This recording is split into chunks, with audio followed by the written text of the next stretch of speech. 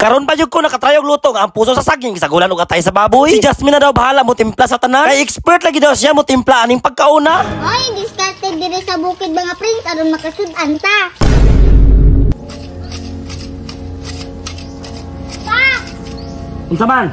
Mga una ta pa kay gutom kayo. Wala man tay sudan minoy. Discarded pud pa gutom ra biya kay pa. Wala kita sudan no. Unsa man si Papa oy?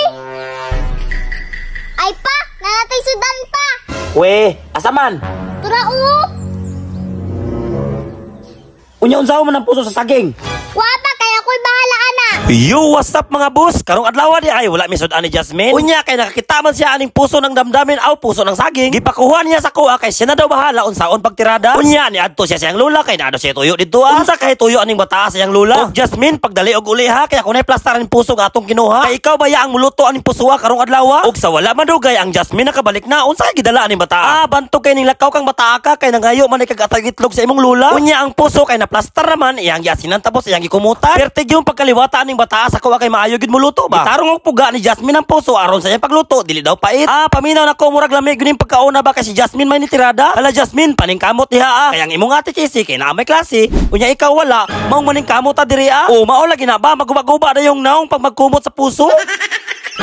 Speaking of puso ng saging, ang kasagaran luto ani bula-bula. Ug mao din imong gibuhat karong adlaw. Ang nakanindot pagid aning pagkalutuan no kay naay twist. Humana ning video para makabalo mo kung unsay nakatwist aning pagkauna. Gipaprito ni Jasmine ang atay sa kuha nga pinangayo sa iyang lula. Paminaw na kuno murag lami gyud ning pagkauna ba. Unya gipatimplahan ni Jasmine sa kuha ang puso ng damdamin aw puso ng saging. Gibubuan og crispy mix unya gibutangan og harina. Unya gitubigan para ma-mix daw tama. Butangan og asin gamay para ang lasa daw mapantay. Unya bitsinan para ang mga seasoning makumpleto na daw tanan. Unya iyang gihalo og tarong para sa iyang pagluto masugda na dayon. Ug ang atay nga akong giprito murag sakto na gini ba kay nagpula-pula na. Ug tan-awar ko na perting lamiya sa purma kay nagpula-pula na. Ug mao day ni anak kadalag twist sa among giluto nga puso karong adlaw. Ipasagol ni Jasmine nga ang atay nga akong giluto kay apilo niya sa bula-bula. Unya kay na mix naman ang tanan sa walay paglangan-langan sa pagluto ni Jasmine iya nagsugdan. Ug di ara na nagpula-pula na ang giluto ni Jasmine nga bula-bula. Basta lagi sa kahumot sa among giluto ang manok aksyon gug pangayo. Ug wow pagka-perfect ba sa purma lutong Jasmine yan. Hoy, discarded dire sa bukid mga prince aron makasud-an ta. Wow!